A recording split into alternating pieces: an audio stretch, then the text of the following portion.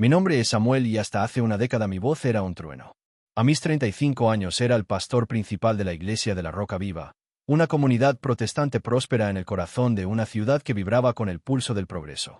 Mi vida era un testimonio andante de la bendición de Dios, o al menos eso proclamaba yo desde el púlpito de caoba, pulido cada domingo. Tenía una esposa, Rebeca, cuyo amor parecía un puerto seguro, y una hija, Sofía, cuya risa era la melodía que adornaba nuestra casa de 2 pisos con jardín. Teníamos éxito. La congregación crecía, los diezmos eran generosos y mi nombre era sinónimo de un liderazgo firme y una teología pura, sin concesiones. Mi especialidad, mi cruzada personal, era la idolatría católica. Me enorgullecía de ser un guardián de la verdad bíblica, un martillo contra las tradiciones que, según yo, ofendían a Dios. Y mi blanco predilecto, la diana de mis sermones más apasionados, era la Virgen María. Hermanos, clamaba yo con la Biblia en alto y el rostro encendido por el fervor. No se dejen engañar por los susurros de Roma. La oración a María no es devoción, es nigromancia, es invocar a los muertos. El Ave María no es un rezo, es una fórmula de brujería, un encantamiento que desvía la mirada del único mediador, nuestro Señor Jesucristo. Recuerdo con una claridad que ahora me quema el alma cómo desmenuzaba el rosario ante mi congregación, llamándolo el collar del engaño. Citaba versículos fuera de contexto, torciendo las escrituras para que se ajustaran a mi armadura de justicia propia. Para mí, los católicos no eran hermanos equivocados, eran almas perdidas en un paganismo disfrazado. Y María era su principal ídolo, una diosa pagana con un velo cristiano. Yo me sentía un profeta moderno, un Elías luchando contra los sacerdotes de Baal en el Monte Carmelo de la teología urbana. Mi arrogancia era tan grande como la sombra que proyectaba el campanario de la Catedral Católica al otro lado de la ciudad, un edificio que yo miraba con desprecio, como una fortaleza del error. Pero los cimientos de mi vida, que yo creía construidos sobre la roca de mi fe, eran en realidad de arena. Y la tormenta, cuando llegó, no fue un susurro, fue un huracán. Todo comenzó con una inversión. Un hermano de la iglesia, un empresario de sonrisa fácil y promesas de oro, me convenció de invertir los ahorros de toda mi vida, e incluso parte de los fondos de la iglesia destinados a la expansión, en un negocio que prometía duplicar el capital en 6 meses. Es la providencia, pastor, me dijo. Dios está abriendo las puertas para que el ministerio crezca. Y yo, ciego de orgullo y codicia espiritual, le creí. Creí que Dios me estaba recompensando por mi fidelidad. 6 meses después, el empresario había desaparecido. Con él se fueron nuestros ahorros, los fondos de la iglesia. Y mi reputación. La caída fue brutal y pública. Los mismos ancianos que antes me aplaudían, ahora me miraban con ojos fríos y acusadores en reuniones tensas que se alargaban hasta la madrugada. Usted fue imprudente, Pastor Samuel, decían. Usted confundió la ambición con la guía divina. Las familias empezaron a dejar la iglesia. Los domingos, las bancas vacías eran un grito silencioso que me taladraba los oídos. El trueno de mi voz se convirtió en un murmullo tembloroso. La crisis financiera envenenó mi hogar. Las discusiones con Rebeca se volvieron el pan de cada día. El estrés nos convirtió en extraños que compartían una hipoteca impagable. Tú y tu fe ciega, me gritó una noche con el rostro bañado en lágrimas de agotamiento. Confiabas más en tus sermones que en el sentido común. ¿Dónde está tu Dios ahora, Samuel? ¿Dónde? Yo no tenía respuesta. Mis oraciones se habían vuelto secas, mecánicas. Eran reclamos a un cielo de bronce que parecía haberme dado la espalda. Un día llegué a casa y la encontré medio vacía. Sobre la mesa del comedor, una nota escueta y el anillo de bodas. Rebeca se había ido a casa de sus padres en otra ciudad, y se había llevado a Sofía. El silencio en esa casa fue más ensordecedor que cualquier sermón que yo hubiera predicado. Perdí mi ministerio, mi familia y, finalmente, la casa. El día de la ejecución hipotecaria saqué mis pocas pertenencias en 2 maletas viejas y me senté en la acera viendo cómo una nueva familia se mudaba a lo que había sido mi mundo. Tenía 37 años y lo había perdido todo. Era un náufrago en la misma ciudad donde una vez fui capitán. Los primeros días fueron un borrón de vergüenza y negación. Me quedé en moteles baratos hasta que el dinero se acabó, luego en el coche hasta que lo embargaron, y entonces la calle. El pastor Samuel, el hombre que citaba las escrituras sobre la providencia divina, ahora dormía sobre cartones en un callejón, cubriéndose con periódicos para mitigar el frío de la madrugada.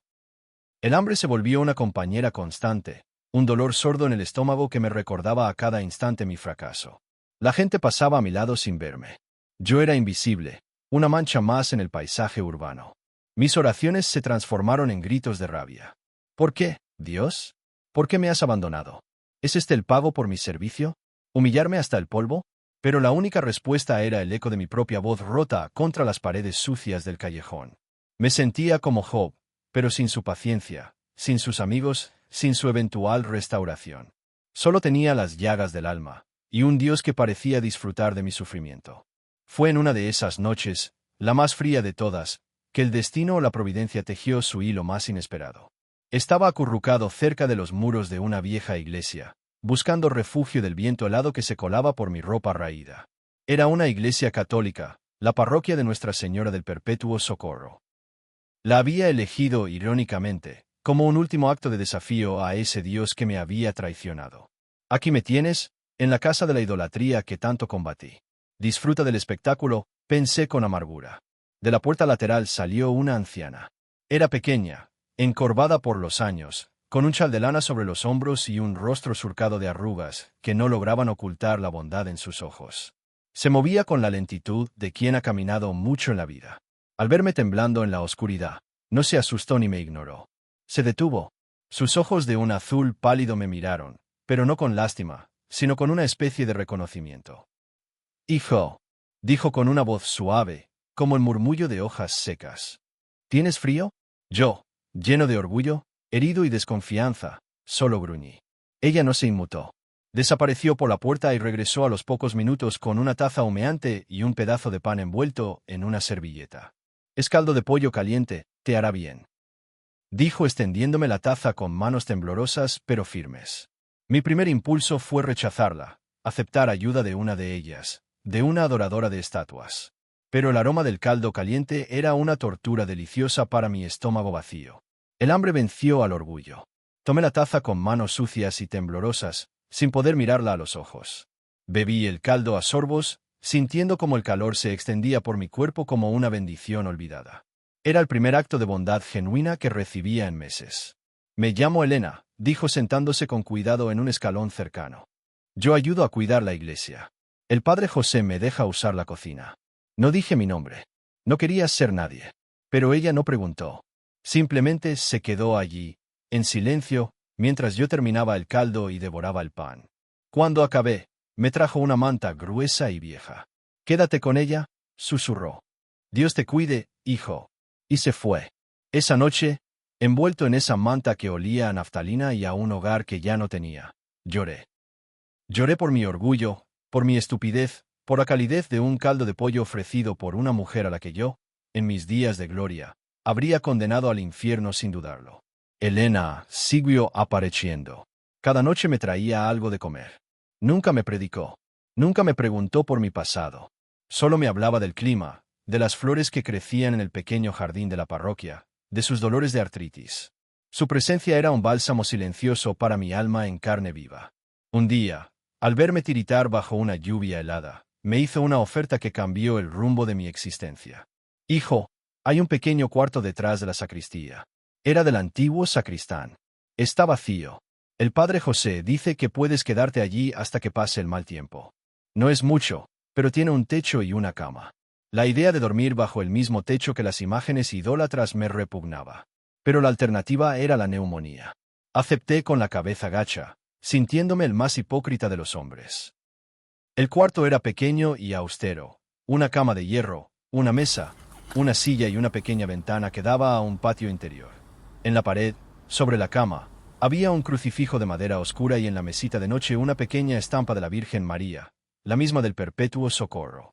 Mi primera reacción fue arrancarla, pero algo me detuvo. Quizás el recuerdo de la bondad de Elena. La dejé allí, dándole la espalda. Los días se convirtieron en semanas.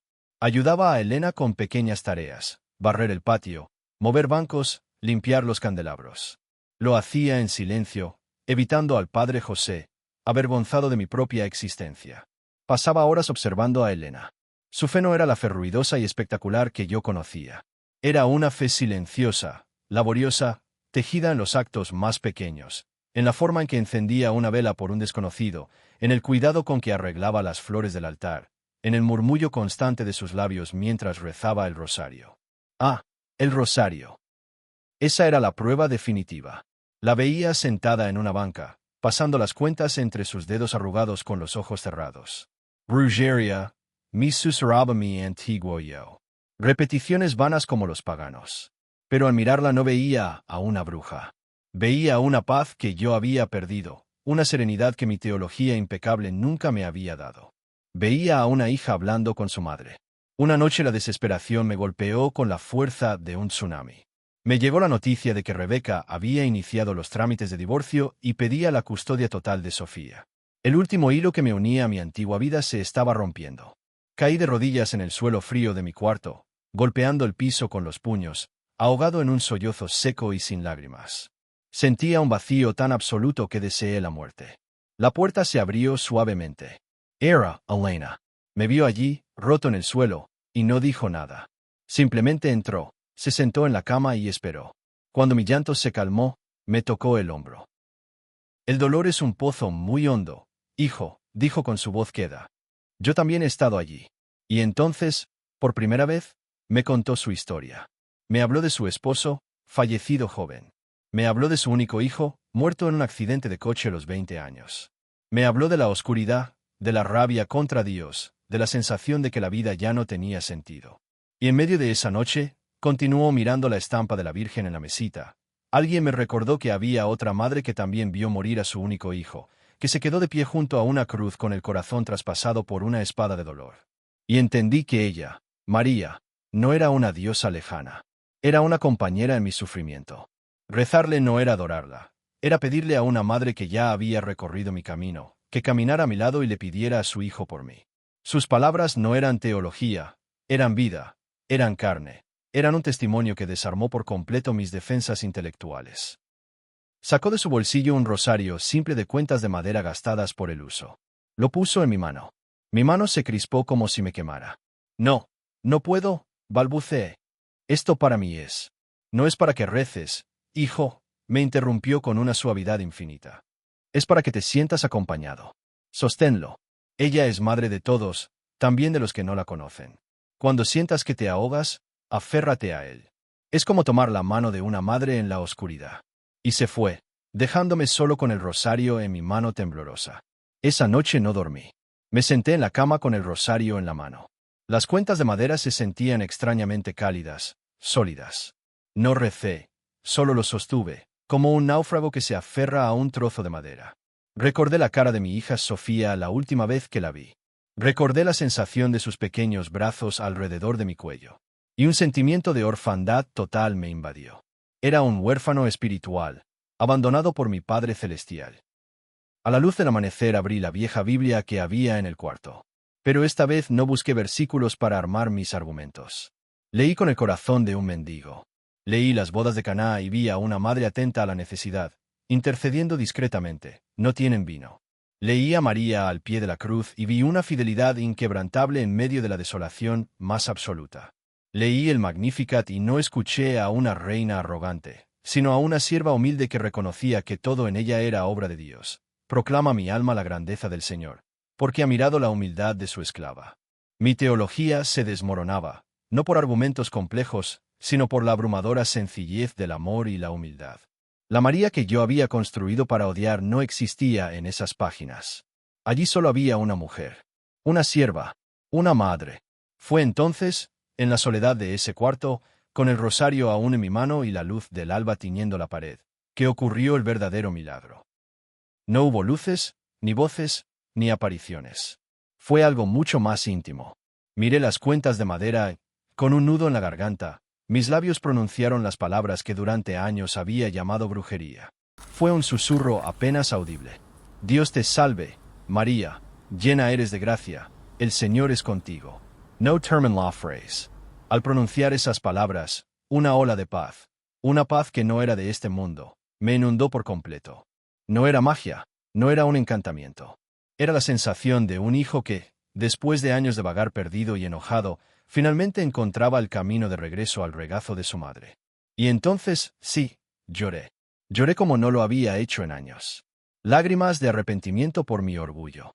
Lágrimas de gratitud por una misericordia que no merecía. Lágrimas de alivio por haber llegado, por fin, a casa. Cuando le conté a Elena, ella no mostró sorpresa. Solo me sonrió, una sonrisa que abarcaba toda la sabiduría y la ternura del mundo, y me abrazó. Bienvenido a casa, hijo. Susurró. Mi camino a partir de ahí fue lento y humilde. Comencé a hablar con el padre José, un hombre de paciencia infinita que escuchó mi historia sin juzgarme. Me guió a través del catecismo, respondiendo a mis preguntas, que ya no eran desafíos sino búsquedas sinceras. Comencé el RICA, el rito de iniciación cristiana para adultos, junto a jóvenes y otros conversos, sintiéndome el más novato de todos. Encontré trabajo en una carpintería. El trabajo físico, el olor de la madera, el sudor de mi frente me devolvieron la dignidad. Aprendí que el valor de un hombre no está en el púlpito que ocupa, sino en la honestidad de su trabajo y la humildad de su corazón. Poco a poco reconstruí los puentes. Escribí a Rebeca, no para pedirle que volviera, sino para pedirle perdón. Perdón por mi orgullo, por mi ceguera, por haberla arrastrado a mi caída. No volvimos a estar juntos. Las heridas eran demasiado profundas. Pero logramos encontrar un lugar de paz. Y lo más importante, me permitió volver a ver a Sofía. El primer día que la abracé de nuevo, supe que la gracia de Dios no siempre restaura lo que perdimos, pero siempre nos da lo que necesitamos. Nunca me convertí en sacerdote. Mi llamado era otro. Mi púlpito ahora es el taller de carpintería, un banco en el parque, una taza de café compartida. Me convertí en catequista en la parroquia, enseñando a los niños las mismas verdades que una vez desprecié. Y cuando les hablo de María, no lo hago desde la teología de los libros, sino desde la experiencia de un hijo que fue rescatado de un callejón por el amor de su madre, manifestado en las manos arrugadas de una anciana llamada Elena. Elena partió la casa del padre hace unos años. La acompañamos en su enfermedad, rezando a su lado el mismo rosario que ella me dio. Antes de morir, me hizo prometer que nunca dejaría de contar mi historia. No por ti, Samuel, me dijo, sino por todos los hijos perdidos que creen que no tienen madre. A veces algún antiguo miembro de mi congregación me encuentra. Algunos me miran con lástima, otros con ira, llamándome apóstata. Yo no discuto, solo sonrío y rezo por ellos en silencio, porque he aprendido que la verdad no se impone, se encuentra. Y yo encontré la mía, no en la cima de una montaña de certeza, sino en el fondo de un abismo de desesperación. Los años han pasado. Mi cabello ahora es más plata que oscuro. Mis manos están callosas por el trabajo. Vivo en un pequeño apartamento cerca de la parroquia del Perpetuo Socorro. Mi vida es simple, silenciosa y profundamente feliz. Cada noche, antes de dormir, tomo ese mismo rosario de cuentas de madera gastada, y al rezar, ya no siento el eco de una fórmula vacía, sino el latido de un diálogo de amor.